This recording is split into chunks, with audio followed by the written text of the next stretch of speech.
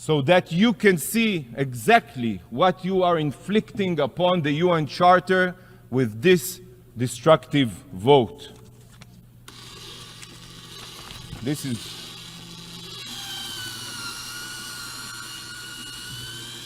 You are shredding the UN Charter with your own hands. Duta Besar Israel untuk PBB Gilad Erdan merobek piagam PBB di podium Majelis Umum PBB pada Jumat 10 Mei 2024. Erdan mencak-mencak karena kesal diakomodirnya pemungutan suara Majelis Umum yang mendukung rancangan resolusi yang mendukung permintaan Palestina untuk keanggotaan penuh di PBB. Majelis Umum PBB merekomendasikan agar Dewan Keamanan mempertimbangkan kembali secara positif keanggotaan Palestina.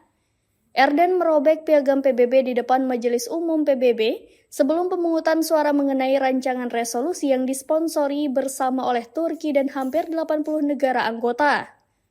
Erdan muncul di hadapan para anggota asosiasi dengan salinan piagam PBB dan mesin pemotong di tangannya, lalu ia memotong salinan tersebut.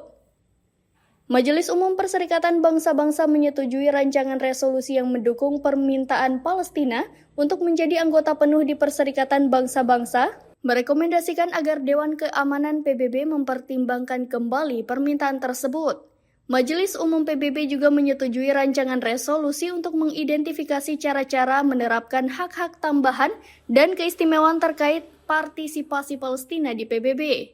143 negara memberikan suara mendukung resolusi tersebut, 9 negara menentangnya, dan 25 negara absen dalam pemungutan suara.